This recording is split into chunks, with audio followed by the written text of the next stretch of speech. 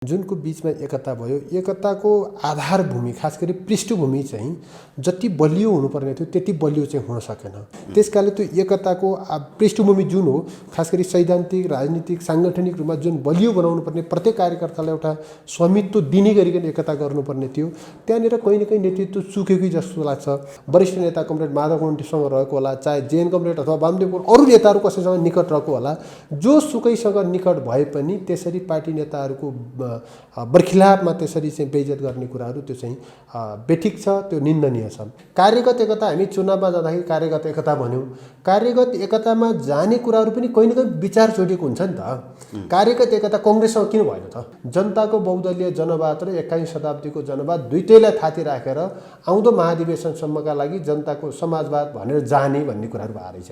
त्यो आम पार्टी पङ्क्तिमा कहीँ छलफल भएको थिएन। उहाँहरूको खास गरी दुईटा अध्यक्षको बीचमा पनि एक किसिमले पदीय जिम्मेवारी अझ सिधै भन्दा प्रधानमन्त्रीको समयावधि चाहिँ भागभण्डा गरिएको रहेछ। त्यस कारणले अहिले समस्या आयो। हाम्रो पार्टीले चलाउने विषय, जसरी हामी त सामूहिक सङ्गठनात्मक प्रणालीमा छौँ, सामूहिक नेतृत्व, सामूहिक निर्णय, व्यक्तिगत जिम्मेवारी हुन्छ। त्यहाँ चाहिँ सामूहिक रूपमा गर्नुपर्ने निर्णयहरू भएनन्। अल्पमत बहुमतको अधीनस्थ हुन्छ, व्यक्ति सङ्गठनको अधीनस्थ हुन्छ। हाम्रो त त्यही हो नि त। त्यसकारण व्यक्ति सङ्गठनको अधीनस्थ हुन्छ भनेपछि सङ्गठनले गर्ने कुरा महत्त्वपूर्ण हुन्छ। मेरो युवा सङ्घ जुन राष्ट्रिय युवा सङ्घ छ, राष्ट्रिय युवा सङ्घको एकता नटुङ्ग्याउ भनेर केपी ओलीले भन्नुभएको छ र 3 वर्षसम्म एकता टुङ्गिँदैन। त्यो एक दिन ढिलो भएको कारणले उसलाई बिदा गर्नु पर्यो, त्यसको क्षतिपूर्ति कसले दिन्छ? 2 दिन ढिलो भएको कारणले साथीहरू बिदा हुनु पर्यो। आज 3 वर्ष भयो, 3 वर्षसम्म एकता टुङ्गिँदैन। किन टुङ्गिँदैन? राजनीतिक, वैचारिक, साङ्गठनिक रूपले हाम्रो धरातल कमजोर भयो। अहिलेको सरकारले केही पनि गरेन भन्ने कुरा पनि अतिवाद हो, सम्पूर्ण गर्यो भन्ने कुरा पनि अतिवाद हो। केही गरेको छ तर गर्नुपर्ने जति गरेन। पहिलो पार्टीले निर्णय गर्ने हो, म पार्टीको एउटा सिपाही हो, पार्टीले गरेको निर्णय मैले अक्षरशः पालना गर्ने। दुईटा अध्यक्ष त किन त्यो गर्नुभएको रहेछ भने 50-50 सरकारको प्रधानमन्त्री भागभण्डाका लागि गर्नुभएको रहेछ। त्यो त देखियो नि त। त्यसपछि दुवैजनालाई दोष दिनु पर्यो। स्वाभाविक। नचल्ने कुराहरूमा त मूल कुरा नेतृत्व। मैले भने युवासँग नचल्ने कुराहरू मूल कुरा संयोजक, सहसंयोजक हुने भयो। तल आउँदा मेरो भागमा कति अंश आउँछ मैले पनि लिनुपर्छ। त्यसमा त्यो स्वाभाविकै हो।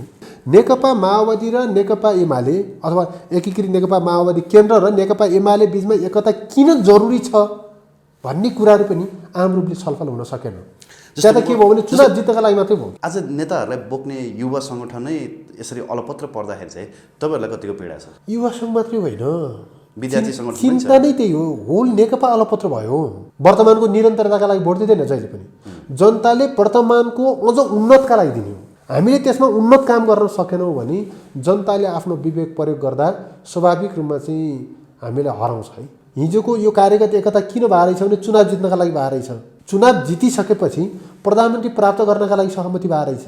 आज जनताको बहुदलीय जनवाद भन्ने मान्छेहरूले हिजो चाहिँ एकता अगाडि जनताको बहुदलीय जनवाद हुनुपर्छ किन भन्नु भएन? पद प्राप्तिका लागि रहेछ। अहिले चाहिँ यो किन फुट्दैन भन्छु भने म चाहिँ फुट्ने बित्तिकै हल्लाइरहेका झन्डा चाहिँ खोस्नेवाला छन्। यत्रो एकताको कुरा जबजलाई चाहिँ रोक्ने के अरे थाती राख्ने कुराहरू सहित भए रहेछ भने प्रधानमन्त्री छोड्नुहुन्छ त? म त्यो सम्भव त लाग्दैन। त्यस कारण फुट्दैन यो चाहिँ।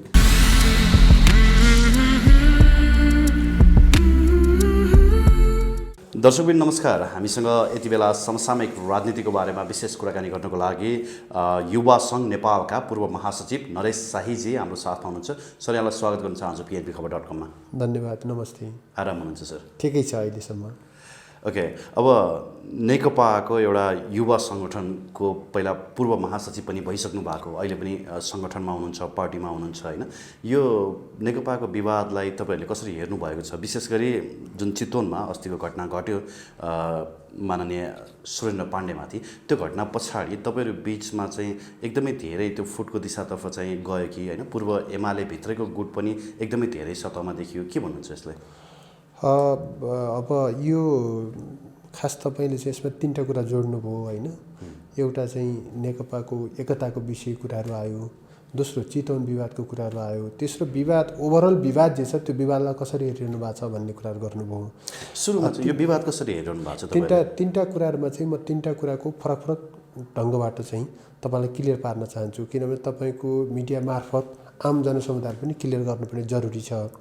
खास गरी नेकपा बीचको जुन एकता भयो, तत्कालीन नेकपाका नेपालका कम्युनिस्ट आन्दोलनका सबभन्दा ठुला पार्टीहरू, खास गरी तत्कालीन नेकपा एमाले र नेकपा माओवादी केन्द्र एकता केन्द्र माओवादी जुनको बीचमा एकता भयो, एकताको आधारभूमि खास गरी पृष्ठभूमि चाहिँ जति बलियो हुनुपर्ने थियो त्यति बलियो चाहिँ हुन सकेन।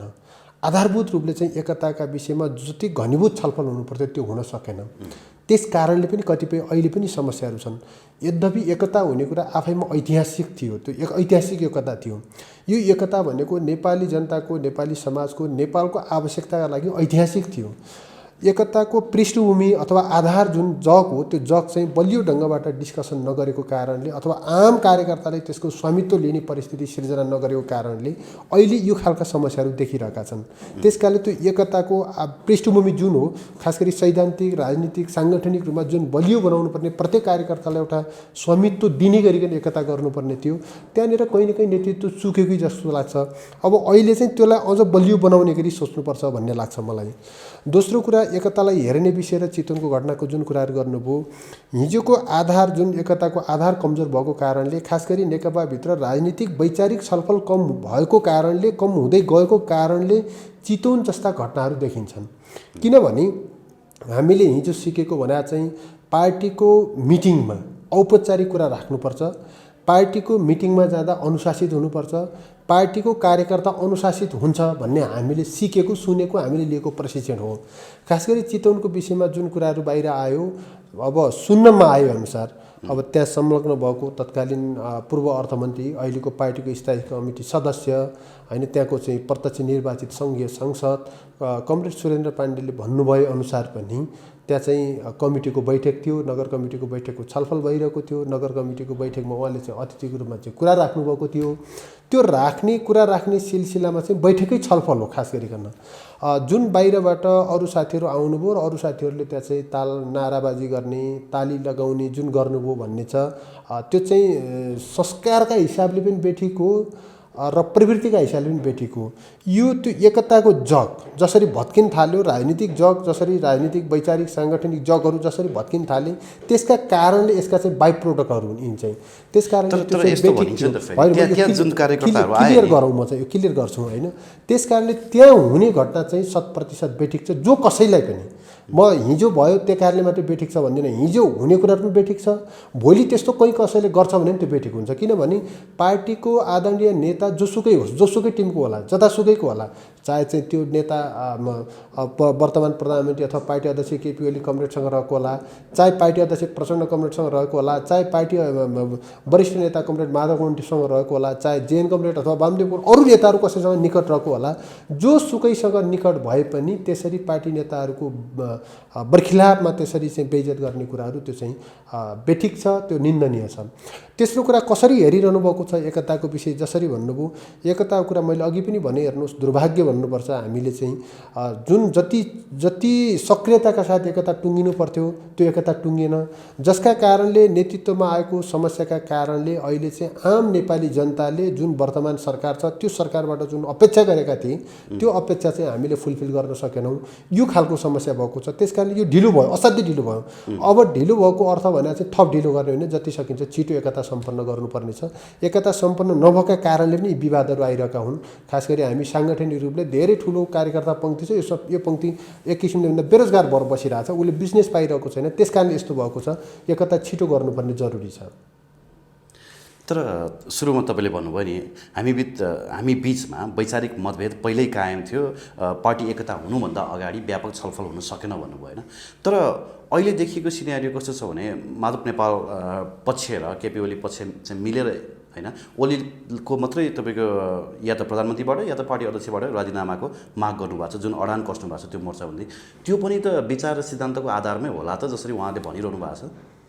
अब मैले अघि जे भने नि त्यसैको जगमा छ, यो मैले तपाईँलाई भने त्यसको जगमा छ त तपाईँलाई लाग्छ त? म भन्दैछु जगमा छ। किन जगमा छ भने, जस्तो एकता गर्ने टाइममै अथवा त्यो समय के हुनु पर्थ्यो भने आम कम्युनिस्ट कार्यकर्ता, खास गरी तत्कालीन एकीकृत नेकपा माओवादी केन्द्रमा रहेका र नेकपा एमालेमा रहेका कार्यकर्ता बीचमा चाहिँ व्यापक छलफल हुनुपर्थ्यो। सैद्धान्तिक विषयमा छलफल हुनुपर्थ्यो, साङ्गठनिक विषयमा छलफल हुनुपर्थ्यो, राजनीतिक विषयमा छलफल हुनुपर्थ्यो, भोलि जाने दिशाका विषयमा छलफल हुनुपर्थ्यो। त्यो भनेको चाहिँ हिजो नेकपा माओवादीले सञ्चालन गरेको जनयुद्धका विषयमा तत्कालीन नेकपा एमालेको तर्फबाट कतिपय गम्भीर आरोप लगाइएको थियो।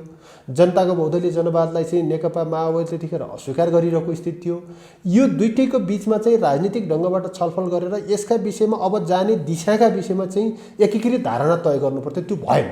त्यहाँ चाहिँ भयो के भने पदीय रूपमा मात्रै लेनदेन जस्तो भयो, जसका कारणले आज समस्या आयो। पदीय लेनदेन भन्नाले मैले अघि पनि भने जस्तो तत्कालीन हिसाबले कसैको स्वार्थको लागि त्यो एकता भयो भनौँ, होइन स्वार्थ भन्दा पनि स्वार्थ जस्तै देखियो, चाहे व्यक्तिको होला चाहे समूहको होला। जस्तो समूहको मैले किन भने कार्यगत एकता हामी चुनावमा जाँदाखेरि कार्यगत एकता भन्यौँ।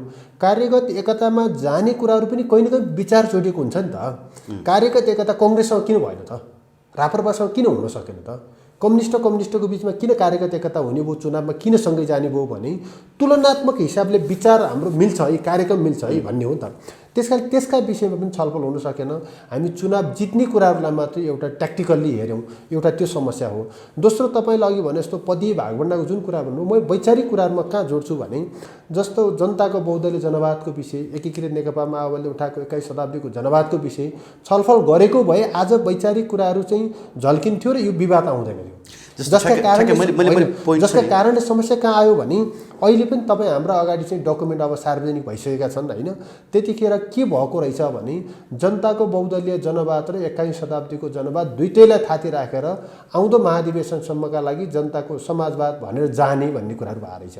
त्यो आम पार्टी पङ्क्तिमा कहीँ छलफल भएको थिएन। त्यो त्यस्तो किन भयो भने अहिले हामीले हाम्रो कोणबाट हेर्नुहुन्छ भने कतै त्यो चाहिँ पदीय भागभण्डाका लागि त्यो भएको त थिएन। तत्कालका लागि पद प्राप्तिका लागि विचार शैलीलाई थाती राखेको त होइन। एक दोस्रो कुरा के भएर रहेछ भने त्यतिखेरकै कुरा डकुमेन्ट बाहिर आइसकेका हुनाले त्यसमा संलग्न भएका नेताहरू पनि भन्नुभएको छ हामीले यसमा बोल्न कुनै अप्ठ्यारो मान्नुपर्ने जरुरी छैन।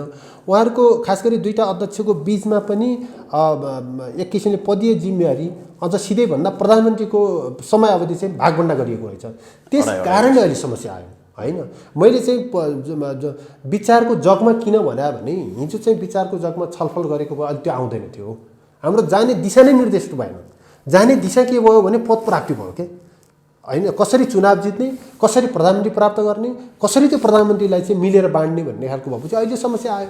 त्यो स्वाभाविक रूपमा चाहिँ एक किसिमको विचारको जगमा भएन भन्ने हो मेरो कुरा चाहिँ। जस्तो मेरो प्रश्न चाहिँ कहाँ हो भने अहिलेको जुन मोर्चाबन्दी छ नि, प्रचण्ड पक्षधर र माधव नेपाल, इवन झलनाथ खनाल एन्ड वामदेव गौतम होइन, जसरी ओलीको विपक्षमा उहाँहरूले अडान कसेर एउटा मोर्चाबन्दी गर्नुभएको छ, उहाँहरू विचारको जगमा उभिनु भएको छ त?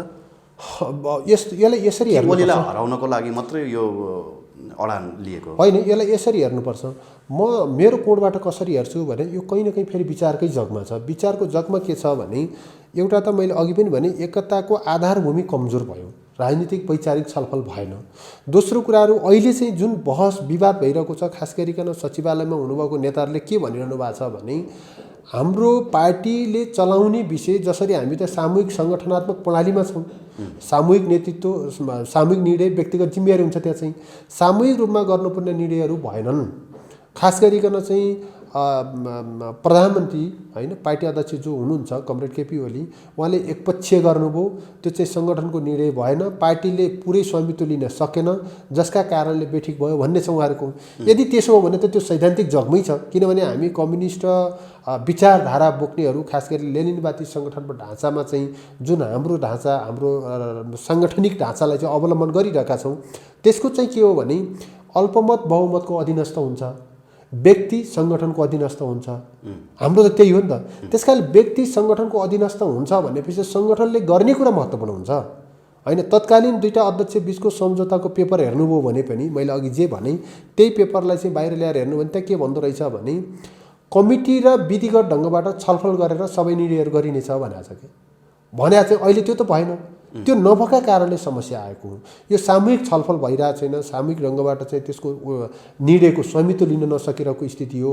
त्यहाँ चाहिँ अब बाहिरबाट एउटा आम नागरिक भएर हेर्दा म एउटा कार्यकर्ता भएर हेर्दा फरक देखिएला, तर आम नागरिक भएर हेर्दा त्यहाँ कतै चाहिँ दाउपेच षड्यन्त्रहरू मात्रै चलिरहेछन् कि व्यक्तिगत तर आम नागरिकले त फेरि यो पदीय भन्ने कुरा जस्तो देखिन्छ। प्रचण्डको 19 पेज लामो प्रतिवेदनमा पनि आम नागरिकले हेर्दाखेरि त कतै यो पदीय भागभण्डा मात्रै नमिलेको कारणले यो रोइलो हो कि भनिरहेछ नि त फेरि। अब यस्तो छ, कमरेड अध्यक्ष कमरेड प्रचण्डले ल्याउनु भएको जुन तपाईँले भनेको 19 पेजको चाहिँ जुन प्रस्ताव छ, त्यो प्रस्तावका विषयमा त सचिवालयले छलफल गरेर मैले अहिले भन्ने कुरा हतार हुन्छ, त्यसमा चाहिँ मैले बोल्नु हुँदैन। तर त्यसको पृष्ठभूमि कसरी देखिन्छ भने सुरुमा चाहिँ 5 जना नेताले, खास गरी सचिवालयको 5 जना नेताहरूले चाहिँ केन्द्रीय सचिवालयको बैठक माग गर्नुभयो होइन। सचिवालयको बैठक माग गर्ने कुरा त सकारात्मकै हो है।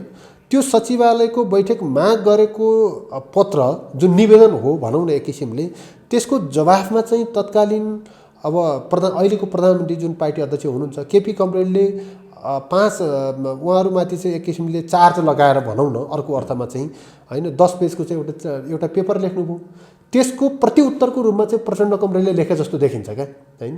त्यसकारण डकुमेन्टको श्रृङ्खला हेर्नुभयो भने पहिला निवेदन त बैठकको माग मात्रै थियो, अरू केही थिएन। आज पनि हेर्नुभयो भने बैठक माग गरेको चिठीको प्रतिउत्तर भने चाहिँ आरोप लगाएर दिनुपर्ने जरुरी थिएन होइन। त्यहाँबाट सुरु भयो कि विवाद चाहिँ। अब यो विषय त पार्टीको सचिवालय अथवा पार्टीको सचिवालय बोलाइसकेका छ, स्थायी कमिटी बोलाउनु भएको छ, उहाँहरूले केन्द्रीय कमिटी बोलाउनु भएको छ, त्यहाँ पनि छलफल होला। अब हाम्रो कार्यकर्ता पङ्क्तिमा आउँदाखेरि चाहिँ हामी पनि छलफल गरौँला। यो विषयमा मैले अहिले भन्ने कुराहरू अलि हतार हुन्छ। जस्तो सुरुमै हामीले कुराकानी गर्ने क्रममा तपाईँले के भन्नुभयो भने पार्टी साङ्गठनिक रूपले तल्लो तहसम्म एकता हुन सकेन भन्नुभयो होइन। त्यसमा कमजोरी तपाईँले कसको देख्नुहुन्छ? 2 अध्यक्षमध्ये बेसी कमजोरी कसको हो? अब यसलाई दुईटै कोणबाट हेर्नुहोस् होइन। यो दुईटा अध्यक्षमध्ये कसको कमजोरी भन्दाखेरि दुईटैको कमजोरी त मुख्य हुने नै भयो। त्यसमा चाहिँ हामीले सुन्दाखेरि र भोगेको कुरा पनि होइन। जस्तो म आफै भन्नुहोस् न, म एउटा युवा सङ्घको चाहिँ तत्कालीन युवा सङ्घको महासचिव, आज राष्ट्रिय युवा सङ्घको चाहिँ एक किसिमको नेता भएको कारणले मैले त 3 वर्ष भयो, 3 वर्षसम्म एकता टुङ्ग्याउन सकिरहेको छैन क्या। भन्दाखेरि एकता सक्नुपर्छ सबैले भन्छौँ हामीले, तर टुङ्ग्याउन सकिरहेको छैन। किन टुङ्ग्याउन सकिरहेको छैनौँ भने त्यहाँ एकजना मान्छेले नचाहने बित्तिकै हुँदैन होइन। दीपशिखाजीले मात्रै चाहर पनि हुँदैन, रमेशजीले चाहर पनि हुँदैन। अब पार्टीमा चाहिँ कमरेड प्रचण्ड कमरेडले सार्वजनिक अभिव्यक्ति दिए अनुसार चाहिँ मलाई चाहिँ अध्यक्ष भन्नुभयो, सिनियर अथवा कार्यकारी अध्यक्ष भन्नुभयो, तर एकता टुङ्ग्याउनका लागि चाहिँ प्रधानमन्त्रीले चाहिँ सहयोग गर्नु भएन भन्ने छ होइन। कि त्यसलाई खण्डन गर्न सक्नु पर्यो? खण्डन नगर्ने हो भने त पहिलो अध्यक्षले नै त्यसलाई असहयोग गरेको बुझ्नुपर्छ हामीले चाहिँ। 3 वर्ष भयो एकता टुङ्गिरहेको छैन, यो चाहिँ बेठिक भइरहेछ। जस्तो युवा सङ्घकै हकमा कुरा गर्दा पनि अहिले संयोजक र सहसंयोजक मात्रै हुनुहुन्छ होइन। 2 जना संयोजक र सहसंयोजक चाहिँ भर्खरै ओखलढुङ्गाको भ्रमणमा गएर आएपछि उहाँहरू बिचको जुन एउटा लामो दूरी थियो त्यो चाहिँ सुमधुर सम्बन्धमा परिणत भयो कि भन्ने हामीले अपेक्षा गरेका थियौँ। तर काठमाडौँ आइसके पछाडि त उहाँहरू नै अब एक आपसमा चाहिँ यता शीर्ष भनौँ न अध्यक्षद्वयहरू बिच नै झगडा भए पछाडि चाहिँ उहाँहरू पनि फेरि त्यो सामाजिक सञ्जाल स्तरबाट मिडिया स्तरबाट चाहिँ एक किसिमको वारको श्रृङ्खला देखिएको छ। यसको प्रभाव चाहिँ तपाईँ कार्यकर्ताहरूलाई चाहिँ कस्तो हिसाबले पर्छ? तपाईँले ठिकै भन्नुभयो। मैले अघि भनेको यही कुरा हो। 2 जना होइन नि, त्यहाँ चाहिँ त्यो त कमिटी हो नि त। अहिले तपाईँले के देख्दै हुनुहुन्छ? संयोजक र सहसंयोजक 2 जना देख्दै हुनुहुन्छ। हेर्नुहोस् है, हाम्रो युवा सङ्घ, राष्ट्रिय युवा सङ्घ नेपालको चाहिँ 9 जनाको केन्द्रीय कार्यालय टिम बनाउने भनेर पार्टीले निर्देशन गरेको छ। 3 वर्ष भयो, 3 वर्ष भयो हामीले केन्द्रीय कार्यालयको टिम बनाउन सकिरहेका छैनौँ। किन सकिरहेका छैनौँ? 2टा संयोजक र सहसंयोजक, अघि जे भन्नुभयो संयोजक र सहसंयोजक कुनै यो यसको चाहिँ शब्द अब अलि अप्ठ्यारो होला होइन। यसको मालिक त होइन, यसको ठेकेदार होइन नि त। त्यहाँ त सङ्गठन छ नि त, कमिटी छ नि। कमिटी अहिलेसम्म बन्न सकिरहेको छैन। तपाईँले अघि भन्नुभयो नि सोलु, अब ओखलढुङ्गा होइन सोलुको कुरा हो तपाईँले भनेको, सायद सोलुलाई भन्न खोज्नुभयो होला होइन। त्यहाँ जाँदा पनि त्यहाँ पनि अर्को एक किसिमको समस्या आयो। हेर्नुहोस् है, हामी जतिको मान्छे अहिले हामीले चाहिँ भन्छौँ नि अघिल्लो पुस्ताले गर्न सकेन, नेताहरू चाहिँ छिनाझुप्टी गरे, यिनीहरू चल्न सकेनन् भन्छौँ नि। हामीले खोइ त हामीले चल्न सकिरह, हाम्रो काम त हामीले गर्न सकिरहेको छैनौँ। मेरो युवा सङ्घ जुन राष्ट्रिय युवा सङ्घ छ, राष्ट्रिय युवा सङ्घको एकता नटुङ्ग्याउ भनेर केपी ओलीले भन्नुभएको छ र राष्ट्रिय युवा सङ्घ होइन, म भन्दैछु राष्ट्रिय युवा सङ्घको एकता प्रचण्डले नटुङ्ग्याउ भन्नुभएको छ र हामीले किन टुङ्ग्याउन सक्दैनौँ? नटुङ्ग्याउनका लागि तपाईँले अघि भन्नुहोस् त संयोजक र सहसंयोजकले किन लाग्नुहुन्न? यो पनि फेरि के भने अल्टिमेटली व्यक्तिमा डिपेन्डेन्ट भयो क्या। हामी सङ्गठन, राजनीति, साङ्गठनिक कुराहरू छोड्यौँ, यसबाट हामी साह्रै टाढा पुग्यौँ। जसका कारण यो समस्या आइरहेको छ। हेर्नुहोस्, दुःखको विषय, एक दिन ढिलो, दुईटा टिम बस्दै थियौँ एकताको, एक दिन ढिलो भएको कारणले आज टुङ्ग्याउँदै थियौँ। आजको दिन 40 वर्ष उमेर पुगेका कारणले हाम्रो अर्घाखाँचीको झबिन सुनाम भन्ने साथीलाई बिदा गर्नुपर्ने भयो। 3 वर्षसम्म एकता टुङ्गिँदैन। त्यो एक दिन ढिलो भएको कारणले उसलाई बिदा गर्नुपर्यो, त्यसको क्षतिपूर्ति कसले दिन्छ? 2 दिन ढिलो भएको कारणले साथीहरू बिदा हुनु पर्यो। आज 3 वर्ष भयो, 3 वर्षसम्म एकता टुङ्गिँदैन। किन टुङ्गिँदैन? यो अघि पनि भने मैले, राजनीतिक, वैचारिक, साङ्गठनिक रूपले हाम्रो धरातल कमजोर भयो। रमेश पौडेल दोषी हुन् त? होइन, रमेश पौडेल मात्रै मैले भनिनँ, म त आफै म संयोजक हुँ। होइन, अब व्यक्तिले के भन्नुहुन्छ त्यसमा त मैले जानु हुँदैन होइन, त्यो बेठिक हुन्छ। अब कसले संयोजक भन्नुहुन्छ, कसले सहसंयोजक भन्नुहुन्छ, उहाँले भन्न सक्ने उहाँको कुराहरू हो। तर यो एकता नगर्ने कुराहरू त दोष हाम्रो हो नि त, होइन? मूल दोष त संयोजक सहसंयोजकै हुने भयो। यो किन भयो भन्दा उहाँहरू एकता चाहिँ अझ ढिलो होस् अथवा चाहिँ राजनीतिक हामी साङ्गठनिक रूपमा चिन्तित नै छैनौँ। विद्यार्थी सङ्गठनको हालत त्यस्तै त्यही हो, जस कारणले समस्या आएको, पार्टीको समस्या, त्यस कारणले पनि समस्या आएको। जस्तो पार्टीको बल भनेकै तपाईँहरू युवासँग हुनुहुन्थ्यो होइन? आज नेताहरूलाई पर्दाखेरि लड्ने त तपाईँहरू हो नि त। मैले अघि यो चाहिँ थप्न के खोजिरहेको थिएँ भने त्यस्तो किन भयो भने व्यक्तिगत स्वार्थ अथवा व्यक्ति केन्द्रित भएको कारणले त्यो भयो। व्यक्तिगत स्वार्थ हो। किन भयो भने जस्तो भने नि, एकता हुँदा नै हामीले चाहिँ चुनाव जित्ने कुरालाई टार्गेट गऱ्यौँ, प्रधानमन्त्री प्राप्त गर्ने कुरालाई टार्गेट गऱ्यौँ, जसका कारणले समस्या आयो। प्रधानमन्त्री पदलाई टिकाउनतिर लाग्यो हो, जसका कारण अहिले समस्या आयो। एकदम त्यही देखियो नि त। यदि त्यसो होइन भने त तपाईँको डेमोक्रेटका चाहिँ सिनियर मान्छे जो एक किसिमले भन्ने हो भने नेपालको कन्टेक्समा नेपाली कङ्ग्रेस निकट छन् कतिपय मान्छेहरू होइन, अथवा चाहिँ कतिपय हिजोको राप्रपा निकट भएका बौद्धिक व्यक्तिहरू जो हुनुहुन्छ उहाँहरूले पनि खुल्ला के भन्नुभएको छ भने अहिलेको चुनावमा म चाहिँ डेमोक्रेट भए पनि मैले भोट लेफ्टलाई हालेँ है भन्नुभएको छ। किन हाल्नुभयो भोट? तपाईँले सोध्नुभयो भने भोट किन हाल्नुभयो? उहाँहरूले चाहिँ प्रश्न भन्नुभएको छ, स्थायित्वका लागि हालेँ, विकासका लागि हालेँ, सुशासनका लागि हालेँ, सभ्य संस्कार निर्माणका लागि हालेँ। अनि हामीले चुनावमा गएपछि त्यो गर्न सक्यौँ त? हाम्रो कार्यगत एकता चुनावमा जाने जुन एकता थियो त्यो एकता त चुनाव जितेर नेपालको समाजलाई होल रूपले चेन्ज गर्छौँ भन्ने थियो नि त। तर स्थायित्वको विपक्षमा त तपाईँहरू देखिनु भयो नि त। अहिले स्थायित्व त थियो नि त, एटलिस्ट सरकार एउटा स्टेबल रूपले काम त गर्न खोजिरहेको थियो होइन? सरकारले कति ठाउँमा चुक्यो होला, त्यो आफ्नो ठाउँमा छ, तर पनि यो स्टेबल गभर्मेन्टलाई चेन्ज गर्नको लागि तपाईँहरू नै लागि पर्नु भएको छ नि त। होइन, गभर्मेन्ट चेन्जको विषय त उठिरहेको छैन, त्यो बेठिक हो। गभर्मेन्ट चेन्जको विषय उठिरहेको छैन, तर स्टेबल गभर्मेन्टको कुराहरू जहाँ गर्नुभयो नि, स्टेबल गभर्मेन्ट मात्र होइन क्या, हामीले स्टेबल गभर्मेन्ट मात्र चाहेको होइन नि। स्टेबल त 30 वर्षदेखि पञ्चायत थियो नि त। त्यसमा केपी ओलीले भने जस्तो देश र जनताको पक्षमा चाहिँ काम गर्ने गरी स्टेबल चाहेको होइन। त्यस कारणले अब अहिलेको सरकारले देश र दुईवटा अतिवाद छ। हेर्नुहोस्, अहिलेको सरकारले केही पनि गरेन भन्ने कुरा पनि अतिवाद हो, सम्पूर्ण गर्यो भन्ने कुरा पनि अतिवाद हो। केही गरेको छ तर गर्नुपर्ने जति गरेन, जे चाहिँ गर्नुपर्ने न्यूनतम कुरा पनि गरेन भन्ने कुरा हो क्या हाम्रो। किन त्यस्तो भयो भने भन्नु न, जस्तो कम्युनिस्टको सरकार आयो भने शिक्षाको नीति पुरानो जे हुन्छ त्यही कन्टिन्युटीका लागि चाहिँ कम्युनिस्टले चाहेका हुन् त। लेफ्ट गभर्मेन्ट त्यसैका लागि चाहेको हो। स्वास्थ्यका लागि जे पुरानो छ त्यसैका लागि हालेको हो त होइन। विकासको कुरा गर्नुहोस्, चाहे जनताका चाहिँ दैनन्दिनका समस्याको कुरा गर्नुहोस्, त्यो त चाहिँ स्वाभाविक रूपमा त्यसमा चाहिँ चेन्ज ल्याउनका लागि लेफ्ट गभर्मेन्ट चाहेको हो नि त। जस्तो तपाईँहरू दोष दिनुहुन्छ केपी ओलीको सरकारलाई? सुन्नु, केपी ओलीको सरकारलाई तपाईँहरू दोष दिनुहुन्छ। जुन हामीले चाहेका थियौँ त्यसको जसको लागि चाहिँ हामीले सरकार बनाउन खोज्यौँ त्यो काम चाहिँ यो सरकारले गर्न सकेन भने तपाईँले दोष दिनुभयो। सरकारले दोष दिन्छ पार्टीलाई, पार्टीले असहयोग गर्यो भन्छ। आखिर असहयोग भएको चाहिँ कोबाट, कसलाई हो? यस्तो, अब मैले अघि तपाईँले भनेको चाहिँ मैले ओली कमरेडलाई मात्र दोष दिनु खोजेको होइन, तर दोषको मूल हकदार होइन, मूल भागीदार प्रधानमन्त्री नै हुनुपर्छ। किनभने सरकारको राज्यको नेतृत्व उहाँले गर्नुभएको छ। तपाईँले मैले हक लिन्छौँ त, अंशमा जति आउँछ हामी पनि ल्याउँला, तर देशको राज्यको सरकारको नेतृत्व गरेका कारण उहाँले गर्नुपर्छ। त्यो उहाँले हक लिनुपर्छ। उहाँले चाहिँ त्यो के अरे हकदार उही हुनुहुन्छ, त्यसको भागीदार उही हुनुहुन्छ। जहाँसम्म पार्टीले असहयोग गर्यो भन्ने कुराहरू मैले हेर्दाखेरि पार्टीले असहयोग गरेर कहीँ देख्दिनँ। कहाँ असहयोग गर्यो? मन्त्री बनाउने कुरा उहाँले बनाउनु भयो, सरकारका निर्णय गर्ने कुरा उहाँले गरिरहनु भएकै छ। तर सरकारका निर्णयहरूमा पनि अवरोध खडा गरियो भन्नुहुन्छ कहाँनिर कडा भयो भन्नु न।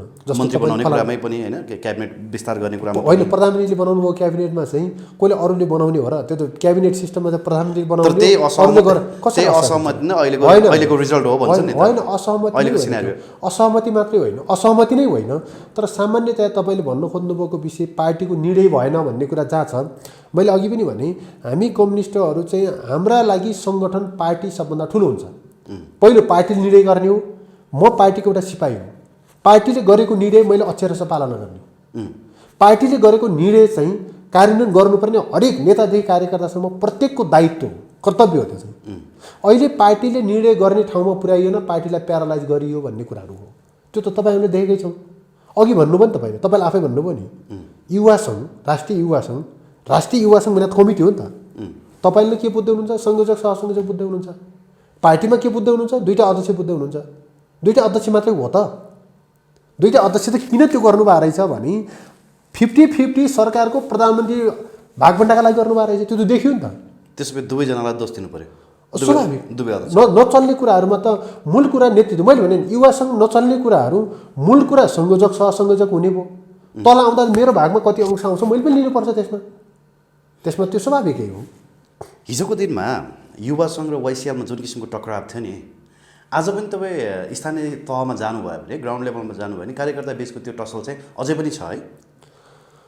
तपाईले मैले यो फेरि पनि जस्तो मैले साङ्गठनिक रूपमा तपाईँहरू एकता भए पनि होइन, साङ्गठनिक रूपमा तपाईँहरू एकता भए पनि वैचारिक रूपले अथवा भनौँ त्यो भित्री मनदेखि चाहिँ स्वीकार नै सकेको छैन। वाइसिएलले म युवा सङ्घ हो भन्नको लागि युवा सङ्घले वाइसिएल पनि हाम्रै साथीभाइ हुनै भनेर स्वीकार त सकेको छैन नि। होइन, मैले अघि भने यो दुईवटा कारण यस्तो भइरहेछ क्या। एउटा कारण भने त यो प्राकृतिक कुरा हो होइन। प्राकृतिक कुरा भने चाहिँ सामान्य मान्छेले हामीले अहिले एकदम धेरै दिने उदाहरण के हो भने दुईवटा खोलासँग मिल्दैछ भने सटिल एउटा ठाउँसम्म चाहिँ त्यो दुईवटा खोलाको आफ्नो आकार जस्तो देखिन्छ क्या, आफ्नो कलर हुन्छ। तल गइसकेपछि एउटै हुन्छ, त्यो प्राकृतिक नियमै हो। त्यस कारणले यो केही समयसम्म अलिअलि भावनात्मक रूपले मेरो पृष्ठभूमि हिजोको चाहिँ एकीकृत नेकपा माओवादी केन्द्र हो, मेरो पृष्ठभूमि हिजोको नेकपा एमाले हो भन्ने केही हदसम्म त्यो रहन सक्छ, तर आम रूपमा त्यो होइन। तपाईँले भने जस्तो दोस्रो यो किन भइरहेछ भने मैले फेरि पनि जोडेँ, हामी हाम्रो होल कार्यकर्ता पङ्क्तिलाई चाहिँ राजनीतिक वैचारिक ढङ्गबाट क्लियर गरेनौँ। हामीले अब जाने दिशा यो भनेर भन्न सकेनौँ। त्यति मात्र होइन, एकताको विषय मैले सुरुमै भने तपाईँलाई, एकता जुन गर्नुपर्ने हो नेकपा माओवादी र नेकपा एमाले अथवा एकीकृत नेकपा माओवादी केन्द्र र नेकपा एमाले बिचमा एकता किन जरुरी छ भन्ने कुराहरू पनि आम रूपले छलफल हुन सकेन। त्यहाँ त के भयो भने चुनाव जित्नका लागि मात्रै भयो। जस्तो स्थानीय स्तरमा हामी गएर कुराकानी गर्दाखेरि धेरै व्यक्तिहरूको चाहिँ मन दुखाइ के छ भने हिजो पार्टीको लागि केही पनि योगदान नदिने नवधनाढ्यहरू होइन, व्यापारीहरू, अब जग्गा दलालीहरूलाई चाहिँ युवा सङ्घको जिम्मेवारी दिएको छ भन्छन्। त्यस्तो अब हुँदै भएको छैन होला भनेर म भन्न सक्दिनँ। धेरै ठाउँ त छैन, त्यस्तो धेरै ठाउँ त छैन। कहीँ कतै छेटफुट भएको छ भने त्यो अहिले चाहिँ पार्टीभित्र हुर्किरहेको सामाजिक एक किसिमको जुन खालको प्रवृत्ति देखिँदैछ, कहीँ कतै त्यो छुटेर अथवा छिरेर त्यस्तो आएको हुनसक्छ। धेरै चाहिँ त्यस्तो भएको छैन। त्यस्तो हो भने करेक्सन गरौँला। त्यसमा चाहिँ मेरो एकदम अहिलेसम्म म चाहिँ ढुक्क छु, त्यस्तो कहीँ पनि भएको छैन। तर तपाईँले भन्नुभयो जस्तो कहीँ कतै भएको छ भने त्यो करेक्सन गर्नु। धेरै ठाउँमा त्यस्तो खालको कम्प्लेन पनि, धेरै ठाउँ त त्यस्तो छैन। धेरै ठाउँ विशेष गरी तराई एरियाबाट चाहिँ त्यस्तो खालको कुराहरू आएको छ हामीलाई। अब तपाईँलाई कसरी आयो होइन, तराईमा भन्नुहुन्छ भने झन् भएको छैन भन्छु म चाहिँ। किन भएको छैन भने तराईको खास गरी 2 नम्बर प्रदेशको 8वटा जिल्ला भन्नुहुन्छ भने हाम्रो युवा सङ्घमा हिजो लागिरहेकै साथीहरू हुनुहुन्छ। राष्ट्रिय युवा सङ्घमा चाहे हिजो वाइसिएलको कुरा गर्नुहोस्, चाहे हिजो युवा सङ्घको कुरा गर्नुहोस्, उहाँहरू लागिरहेकै साथी हुनुहुन्छ। लाग्ने बेला नै उहाँहरू बेठिक हुनुहुन्थ्यो होला, त्यो एउटा पाटो रह्यो होइन, त्यो अर्को कुरा भयो, त्यता चाहिँ जानु परेन। तर उहाँहरू जो आन्दोलनमा हुनुहुन्थ्यो उहाँहरूलाई नै जिम्मेवारी दिएको हुनाले त्यसो भन्नु हुँदैन, त्यस्तो छ। ओके, अब युवा सङ्घ भनेको पार्टी बोक्ने एउटा युवाहरूको सङ्गठन हो होइन। पार्टीलाई चाहिँदाखेरि तपाईँहरू पर्यायमा ढुङ्गा हान्न पनि रेडी होइन, भनौँ न आन्दोलनको लागि पनि तयार हुनुहुन्थ्यो। अस्ति भर्खरै पनि युवा सङ्घले चाहिँ प्रधानमन्त्री केपी शर्मा ओलीको पक्षमा चाहिँ जस्तो उहाँ इतर्कै भए पनि युवा सङ्घका व्यक्तिहरूले प्रदर्शन जारी राखे सहर देशैभरिका सहरमा होइन। देशैभरिका त भएन, काठमाडौँ लगायत केही सहरहरूमा भए होइन।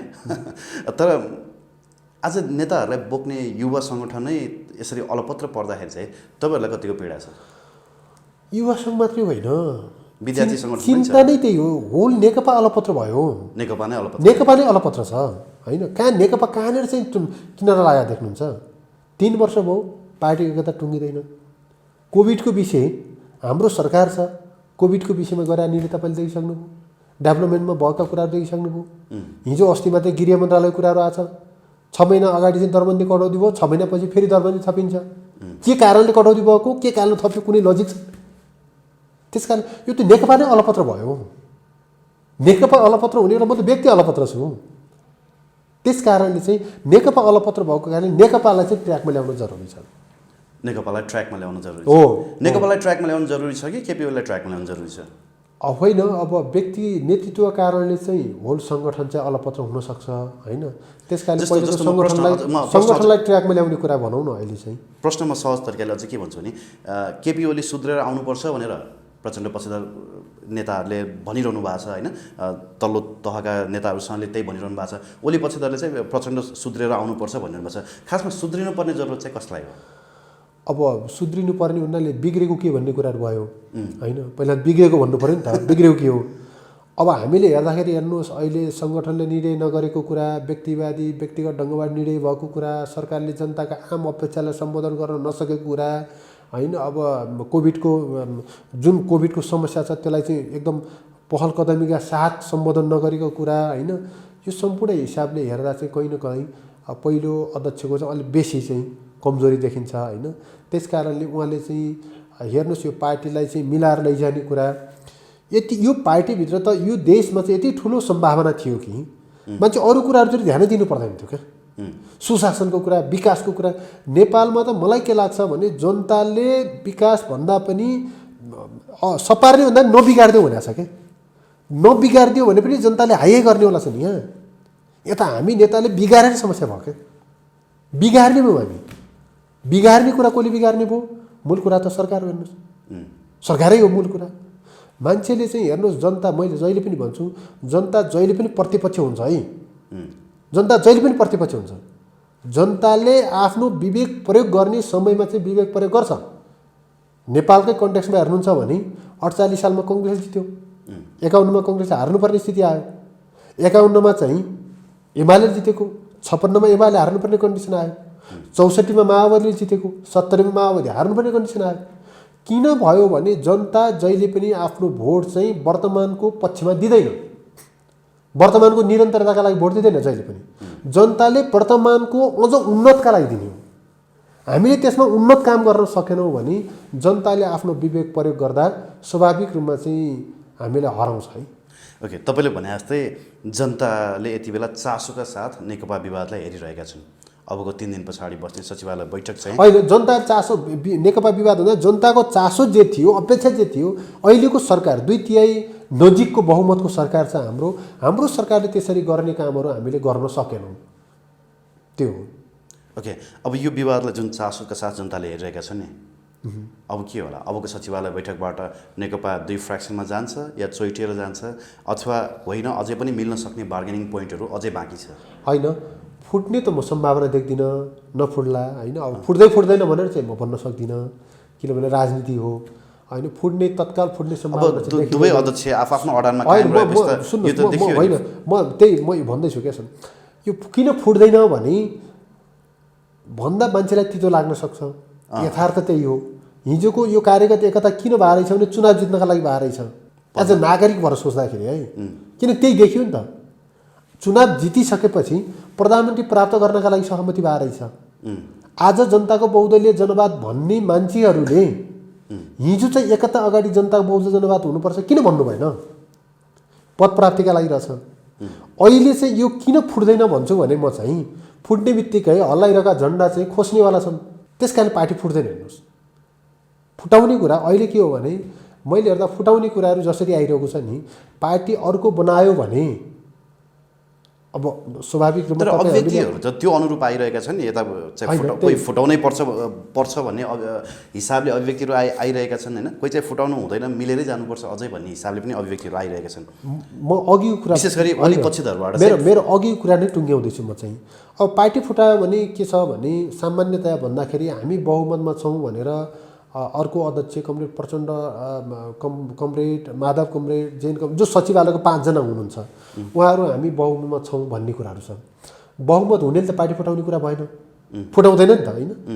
अब रह्यो विषय अल्पमत हुनेले पार्टी फुटाउने, फुटाएपछि अल्पमत हुने मान्छे प्रधानमन्त्री पद प्राप्तका लागि चाहिँ यत्रो एकताको कुरा जबजलाई चाहिँ रोक्ने, के अरे थाती राख्ने कुराहरू सहित भए रहेछ भने प्रधानमन्त्री छोड्नुहुन्छ त? म त्यो सम्भव त लाग्दैन। त्यस कारण फुट्दैन यो चाहिँ। त्यसै पार्टी पनि प्रधानमन्त्री परिवर्तन हुँदैन। जब त कस्तो भएछ भने अचल सम्पत्ति जस्तो भएछ क्या।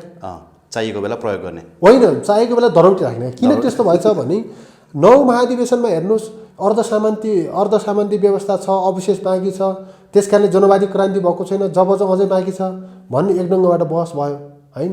अर्को ढङ्गबाट होइन, अर्धसामन्ती होइन, अर्ध औपनिवेशिक अवस्थामा हामी छैनौँ, जनवादी आन्दोलन हामीले पुरा गऱ्यौँ, समाजवादमा जाने भन्ने कुराहरू भयो, होइन? अध्यक्ष जित्नका लागि म अहिले पनि सम्झिन्छु, वैशाख 10 गते राष्ट्रिय सभा गृहमा कार्यक्रम भएको थियो। त्यो कार्यक्रममा वामदेव कमरेडले बोल्नुभयो। त्यो कार्यक्रममा चाहिँ अहिले 5 नम्बरको मुख्यमन्त्री, हाम्रो लुम्बिनी प्रदेशको मुख्यमन्त्री शङ्कर कमरेडको कार्यपत्र थियो। त्यहाँ चाहिँ वामदेवले प्रश्न भन्नुभयो, तपाईँको कार्यपत्र यो उहाँको शब्द नै के थियो भने फलामको साङ्लाले बाँधिएको दिमागले हुँदैन, पशुपतिमा जाउँ त्यहाँ पुँजीवाद आइसक्यो भन्नुभएको थियो। उहाँले के भन्नु भने यो कुरालाई थाती राखौँ, तर चाहिँ अहिलेको 9 महाधिवेशनमा अध्यक्ष केपीलाई बनाउनुपर्छ भन्नुभयो। महाधिवेशनमा डकुमेन्ट पास पनि त्यो भन्दा पनि अर्को ढङ्गबाट डकुमेन्ट पास भयो। हामी जबजलाई थाती राख्छौँ तर अध्यक्ष जितौँ भन्ने कुराहरू आयो। अहिले प्रधानमन्त्री प्राप्तमा पनि ल जबजलाई हामी थाती राख्छौँ, बरु प्रधानमन्त्री पाऊँ भन्ने कुराहरू भएछ। यो कारणले म के देख्छु भने प्रधानमन्त्री पद प्राप्तका लागि त त्यति भएको छ भने अहिले पार्टी फुटाएर प्रधानमन्त्री छोड्न सकिन्छ र? प्रधानमन्त्री प्राप्तका लागि जबरजस्तीलाई धरौटी राखिएको छ अनि प्रधानमन्त्री छोडेर मान्छे चाहिँ पार्टी फुटाउँछ? म त्यो देख्दिनँ। हेर्नुहोस्, त्यस कारणले पार्टी फुट्दैन भन्छु। दोस्रो, पार्टी किन फुट्दैन भने आम कार्यकर्ता पङ्क्ति चाहिँ पार्टी फुटाइको अपोजिसनमा छ। यसले चाहिरहेको छैन। चाहे तल सोध्नुहोस्, चाहे माथि सोध्नुहोस्, चाहे सचिवालयको नेतामा सोध्नुहोस्, चाहे तल कार्यकर्ता गाउँमा रहेको सेल कमिटीको कार्यकर्ताले सोध्नुहोस्, पार्टी फुटाउने पक्षमा छैन। त्यसकारण जो पार्टी फुटाउँछ, नेपाल कन्टेक्समा त पार्टी फुटेको हालत पनि देखिएकै छ। 48 देखि 51 सम्म चाहिँ एक किसिमको भयो, त्यसको चाहिँ बढ्दै आएर नेपाली कङ्ग्रेस पछि फुटे। हेर्नुहोस्, एउटा त्यसैको श्रृङ्खला मानौँ न, होइन? 59 मा नेपाली कङ्ग्रेस फुट्दाखेरि नेपाली कङ्ग्रेस प्रजातान्त्रिक फेरि आफै गएर नेपाली कङ्ग्रेससँग मिल्नुपर्ने स्थिति आयो। 2054 मा नेकपा एमाले नेकपा माले फुट्यो। 2058 मा नेकपा माले आफै आएर 59 मा नेकपा माले मिल्न आउनुपर्ने कन्डिसन भयो। राप्रपा फुट्यो। राप्रपाको हालत हेर्नुहोस्। त्यस कारण फुट्नेको हालत त नेपालमा देखिएकै छ। त्यस कारण पार्टी फुट्दैन भन्ने चाहिँ मेरो आफ्नो बुझाइ। त्यसो भए प्रधानमन्त्री पदबाट पनि ओलीले राजीनामा दिँदैनन्, अध्यक्ष पदबाट चाहिँ राजीनामा दिन सक्छन्, त्यो सम्भावना छ? त्यो त उहाँले के गर्नुहुन्छ उहाँसँगको कुरा भयो, त्यो मैले त कसरी भन्न सक्छु र? होइन, सम्भावना छ भन्नु हेर्दा उहाँले चाहिँ अब मलाई लाग्छ आफ्नो अडानमा त उहाँ पनि कायमै हुनुहुन्छ। तपाईँले भन्नु जस्तो उहाँले चाहिँ 2टा पद रोज्नुपर्ने कन्डिसन आयो भने प्रधानमन्त्री रोज्नुहुन्छ होला भन्ने लाग्छ मलाई चाहिँ। अध्यक्षभन्दा प्रधानमन्त्री त्यहाँ चाहिँ कस्तो देखिन्छ भने पोलिटिक्स गर्ने जुन सेकेन्ड लेयरको लिडरहरू हुनुहुन्छ उहाँहरूको चाहिँ अध्यक्ष रोजोस् भन्ने होला, तर स्वयं प्रधानमन्त्री अध्यक्षले रोज्नुपर्ने कन्डिसन भयो भने अध्यक्षभन्दा प्रधानमन्त्री रोज्नुहुन्छ होला भन्ने लाग्छ। किनभने 2-3वटा कारणले। एउटा त उहाँले म आउँदो महाधिवेशनबाट फेरि उठ्दिनँ भनिसक्नु भएको छ, त्यसो भएपछि अध्यक्ष उहाँ निकटका नेताहरूले पनि त्यही बोलिरहेका छन्। दोस्रो कुराहरू, अब उहाँले चाहिँ प्रधानमन्त्रीकै लागि यति धेरै कुराहरू भएको छ, त्यस कारणले पनि उहाँले चाहिँ रोज्दा प्रधानमन्त्री रोज्नु होला भन्ने मेरो व्यक्तिगत बुझाइ। हस् नरेशजी, समय सान्दर्भिक बहसका लागि एकदमै धन्यवाद दिन चाहन्छु। धन्यवाद, तपाईँले बोलाउनु भयो। अब यसमा चाहिँ मेरा ओपिनियनहरू, मलाई लागेको कुरा राख्ने अवसर दिनुभयो, त्यसका लागि तपाईँ र तपाईँको चाहिँ अनलाइन टेलिभिजनलाई हार्दिक धन्यवाद दिन चाहन्छु।